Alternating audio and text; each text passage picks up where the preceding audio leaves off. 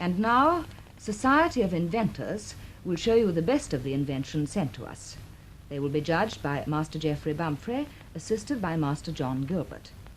The founder of the Society, Master Leslie Harden, will introduce these new devices and the skilled men who wrought them. Good evening to you, gentlefolk. Our first invention is a rocket. It has been sent to us by Master Wainwright, who lives near the Tower of London. His device is an incendiary missile. Gunpowder has been in use many years, but this is a further development which might well increase the number of uses to which the art of warfare is put. He calls it a military rocket, and I will ask Geoffrey Bumfrey to examine it. Good evening, Master Wainwright. Will you please tell us how came you to invent this device? At the time of the Spanish Armada in '88, I saw a number of rockets fired off to warn us of approaching danger. We thought how useful it would be if a rocket could be made to carry fire in it, which could be used from a distance against a castle or town. So, I devised this one. It has this advantage over other weapons.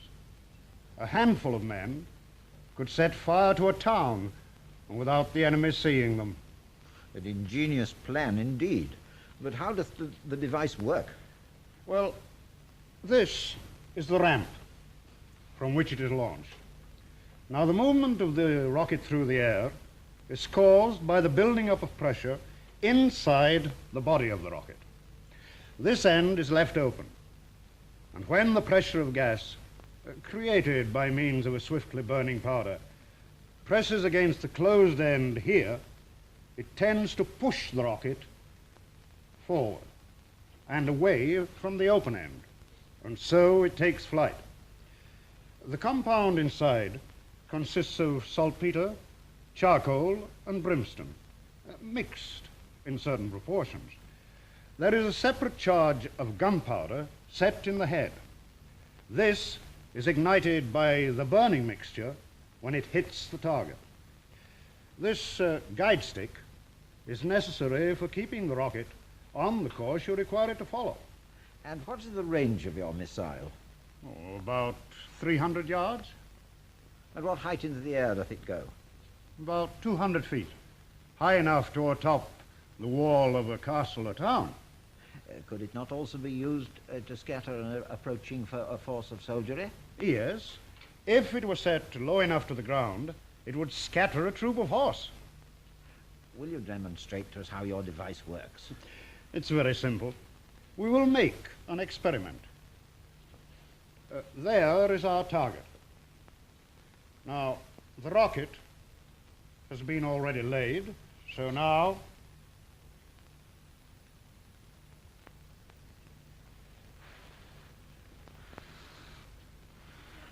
we will light the fuse.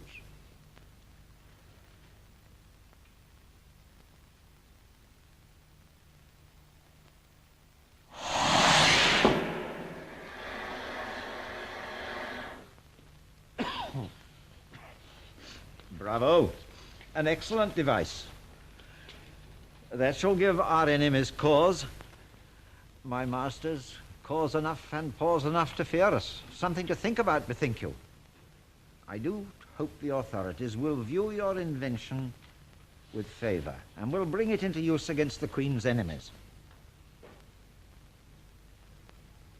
And now we're going to show you a domestic device, and Master Gilbert will examine it.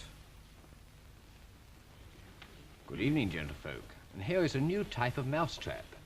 It has been sent to us by Will Taylor of Chiswick, and he is an apprentice to a carpenter. Will you please tell us, Master Taylor, how you brought along to think of this device? The good lady where I lodge was forever complaining of the mice in the house, devouring her cheese by night. But why did she not think of setting traps? She did. But when one mouse was caught, the rest were free to help themselves. So I fashioned a cage to trap a number of the creatures at the same time. And how did the idea come to you? I'd observed a similar device to catch fish. With some changes, I bethought me it could be applied to mice. Well, here I see you have one in the making. Will you show us how it was made? I first prepared the bottom of the cage with matted rope.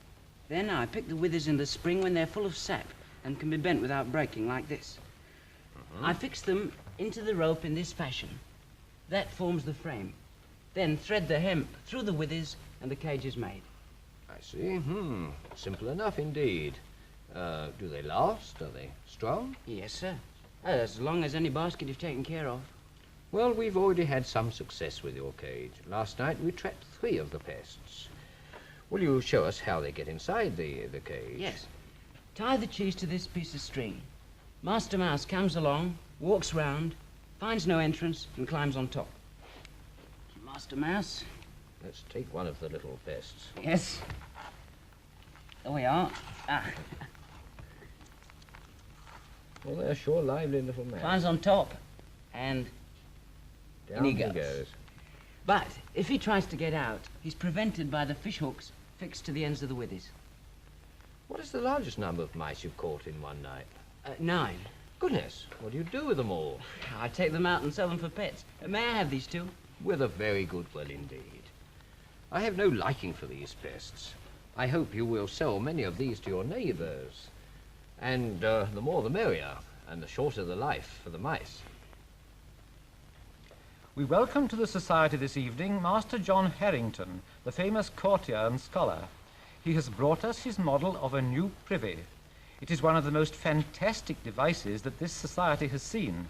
It is indeed a novelty to the world.